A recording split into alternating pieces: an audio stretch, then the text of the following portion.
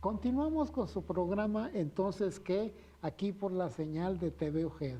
Oiga, estamos platicando con el doctor Iván Herrera Jiménez, que es especialista en alta especialidad en el sueño. Y una serie de conceptos sumamente interesantes que nos va a permitir tener higiene en el sueño, que es lo más importante. Él nos dice, nos aclara muy puntualmente que el hecho de indicar medicamentos y luego cuando se autoindican, cuando nos dice el compadre, la vecina, mi hermano, etcétera, etcétera, es no bueno, no es indicado así. Primero hay muchas cosas antes y sobre todo acudir a un especialista para hacer el diagnóstico. Hay situaciones que son cuestiones de momento y situaciones crónicas que debemos de puntualizar, analizar junto con el médico precisamente para la atención de los trastornos del sueño. Doctor, continuamos. Sí, muchas gracias, licenciado. Y precisamente retomando esto que hablamos de la apnea del sueño, y ahorita que mencionaba lo de los medicamentos, pues resulta que los medicamentos también complican más la apnea del sueño. Válgame Los Dios. fármacos que son esta familia de los benzodiazepínicos, que cabe mencionar que no hay por qué condenar este grupo de medicamentos, porque son bastante útiles. Obviamente Bien en manos indicados, bien indicados, exacto. exactamente, en manos de un especialista son bastante útiles para el manejo de la ansiedad, de los ataques de pánico y todo esto son bastante útiles. Entonces que no parece que a lo mejor los estamos satanizando, pero sí hay que tener como muy claras sus indicaciones. Más también la automedicación, doctor. Exactamente. Esa es la peor.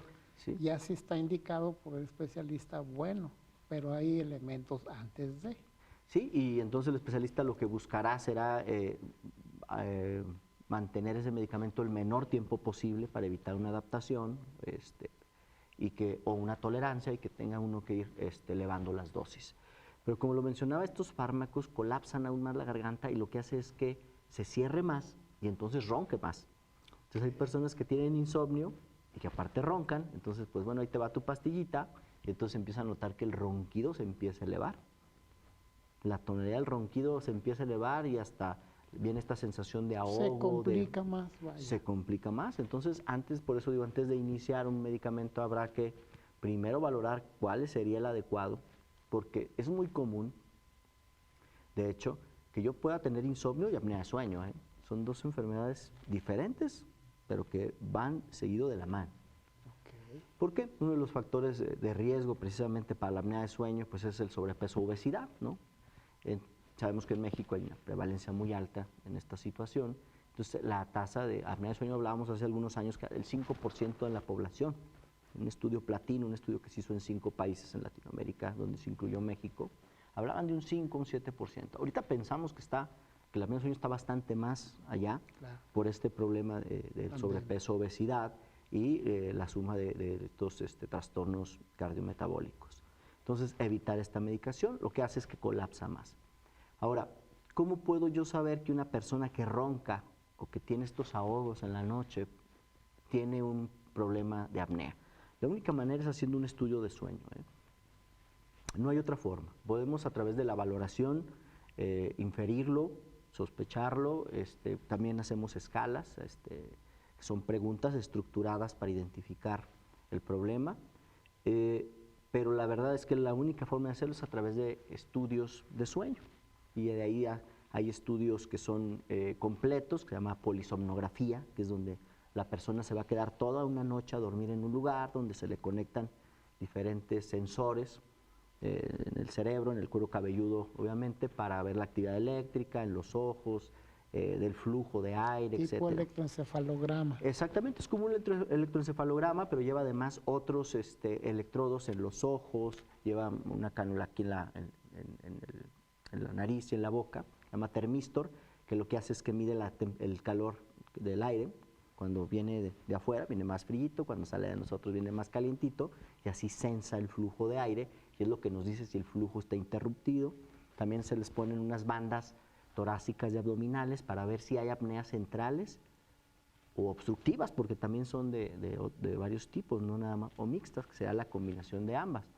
Y esto sí tiene una implicación importante porque las apneas centrales está más relacionado a problemas en el corazón o en el cerebro. Ok. Ahí. Entonces, una forma de diagnóstico esencial es la historia clínica del paciente. Por supuesto, siempre una historia clínica y una valoración ¿Y luego previa. cómo se llama la intervención? Y luego se hace el estudio, que sería una polisomnografía. Polisomnografía. ¿Sí? Que es donde se hace todo un registro, digo, todo se videograba al paciente y todo por cualquier situación. Principalmente las hacemos por apnea de sueño, pero también buscamos algunos trastornos como conductas durante el dormir, ¿no? Que hay que diferenciar si se trata de alguna epilepsia, de alguna conducta como de tipo sonambulismo, terrores nocturnos, a veces para diferenciarlos de ataques de pánico, el reflujo y este tipo de situaciones que a veces es complicado hacerlo solamente con la clínica.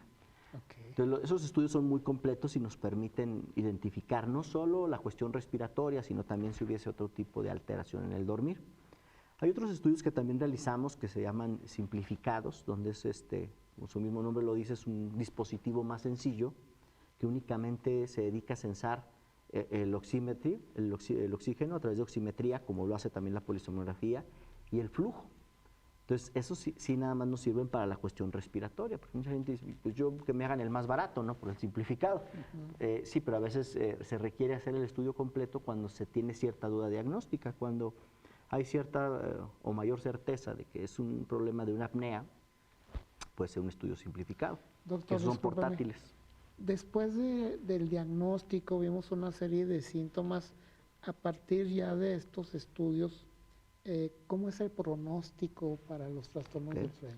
Pues una vez que identificamos que sí hay apnea o la descartamos. Si descartamos que hay apnea, decimos, mire, pues sí, usted tiene un ronquido bastante significativo, puede uno utilizar, ahí se puede sugerir desde una prótesis de avance mandibular, que son unas prótesis muy parecidas a las que utilizamos a las guardas, pero que lo que hacen es que amplían el canal para que pueda entrar más aire, que realmente yo he visto aquí en la experiencia poca con los pacientes, no la toleran mucho, yo realmente me he puesto muchos aquí en Durango, o bien el manejo es con el CPAP, que es un dispositivo de presión positiva continua, que es una cajita con una manguerita, lleva una mascarilla que se coloca aquí el paciente y con esa duerme. ¿Qué es lo que hace ese dispositivo? Sopla aire, es una presión positiva, como una bomba para inflar una llanta, ¿no? Obviamente la comprime y lo avienta, no lleva oxígeno regularmente, a veces que sí requiere oxígeno, bueno, lleva otra conexión, entonces sopla y lo que hace es que impide que se colapse la faringe, al empujar aire con una presión continua, hace una férula de aire, entonces no deja que se cierre. Ahí hay mejoría, en ese sentido, buen pronóstico. Ahí es buen pronóstico, exactamente, ahí quita el problema porque impide que se colapse y al no colapsarse, pues deja de haber apnea. Porque, ¿qué pasa con la apnea? Cada vez que hace uno una apnea, y hace uno muchas, a lo largo, las personas que tienen apnea hacen varias a lo largo de la noche. De hecho, el equipo, cuando hacemos el estudio, da un índice, que es un índice de apnea por hora. De 5 a 15 es normal, de 15 a... De menos de 0 a 5 es normal, de 5 a 15 el problema es leve, de 15 a 30 el problema es moderado y más de 30 el problema es severo. Entonces, de ahí vemos el problema del paciente. ¿Sabe qué? Su problema es leve a moderado, pues la recomendación, medidas dietéticas. No baje de peso, si baja más del 10% de su peso corporal, los parámetros se van a mejorar y se va a salvar del CPAP. Si no, o hay personas delgadas que también tienen apnea, no solamente es el sobrepeso, también alteraciones craniofaciales, pues ahí sí va a requerir su mascarilla y eso obviamente mejora el pronóstico. ¿Por qué? ¿Qué pasa con las apneas? Cada vez que hay una apnea, pues deja de pasar aire, hay falta de oxigenación, viene una reoxigenación y cada reoxigenación se generan radicales libres que van a generar un problema cardiovascular. Ok, muy bien. Público televidente, fíjese qué importante el tratamiento de la apnea y el ronquido. Si usted tiene esa dificultad, sabe a dónde acudir. Ahorita le vamos a preguntar al doctor en dónde está ubicado, precisamente para que la gente tenga precisamente a dónde acudir. ¿Dónde está ubicado, doctor? En el Hospital de La Paz, en la avenida 5 de febrero, 903 Oriente, frente a la Cruz Roja. Ahí estamos ubicados, muy céntricos. No hay pierde. No hay Doctor, pierde. dándole vuelta a la tortilla, Sí. También se habla de hipersomnia, que es el lado opuesto del no dormir, exacto. Ajá. Sí, hablamos de ese grupo de las hipersomnias y es todo un grupo de entidades diagnósticas. También. Y entre esas hipersomnias hablamos principalmente de una hipersomnia de origen central, que es la narcolepsia. Narcolepsia. Y esta es una entidad que sí ha estado como un poquito más llamativa. Hay hipersomnia idiopática, también que es Factor de descarte. neurológico, ¿no? Sí, y la narcolepsia se supone que está relacionado a una cuestión autoinmune, o es lo que en los últimos estudios ha arrojado, ha llevado esa tendencia hacia que hay una cuestión autoinmune que genera un déficit de una sustancia que se llama hipocreatina borexina. Es la misma, pero tiene dos nombres porque lo descubrieron casi al mismo tiempo dos grupos diferentes de científicos. Pero es la misma, hipocreatina borexina. El déficit de es lo que produce esos ataques de sueño. Y es cuando vemos que una persona está así de pronto y pierde el tono y se va hasta el piso, que es la narcolepsia con cataplegia o cataplexia, se puede utilizar los dos. Como desmayo. Como desmayo. Sí, están de pronto riéndose o comiendo y ¡pum!, de pronto pierden el tono muscular y caen. De hecho, en YouTube hay varios videos, sobre todo de perritos, que tienen narcolepsia, porque también los perritos, varios animales, pero sobre todo en perritos he visto los videos donde está el perrito, se pone contento, empieza a comer y ¡pum!, pierde el tono postural y se queda dormido. ¿Qué pasa en esta narcolepsia? Pues es una intrusión del sueño REM del que hablábamos anteriormente. O sea, el sueño REM se mete ahí porque durante el sueño REM hay una atonía muscular, o sea, se pierde el tono muscular. ¿Para qué? Para que no actuemos lo que estamos soñando. Si no, imagínense, estaríamos soñando que vamos huyendo y estaríamos en la cama corriendo, brincando. Entonces, lo que hace el cerebro es desconectar la mayor parte de la actividad muscular, obviamente respetando los músculos respiratorios y los de los ojos. El resto del cuerpo cae en una atonía, y eso es una característica del sueño REM, y eso es lo que pasa en la narcolepsia. Entra un sueño REM así de pronto, ¡pum!, se desconecta el cuerpo y se queda uno dormido. Esa es la narcolepsia, que puede ser con cataplegia y sin cataplegia. Ok. Público televidente, mi agradecimiento a usted, doctor, por esta cátedra que nos ha dado con relación al sueño y que nos dé conocimiento preciso, precisamente para abordar los trastornos del sueño que tienen sus particularidades. Podemos recordar no a la automedicación, sí a la consulta, hay que ver la historia clínica, la forma de dormir y luego el dispositivo, ¿cómo se llama, doctor? El CPAP, si es necesario. Sí, el CPAP sí es necesario precisamente para precisar el diagnóstico y a partir de ahí pues brindar el tratamiento que sea necesario, principalmente con los hábitos de dormir. Oiga, le agradezco mucho el favor de su atención y les agradezco que hayan estado estos dos programas, primera y segunda parte. Muchísimas gracias.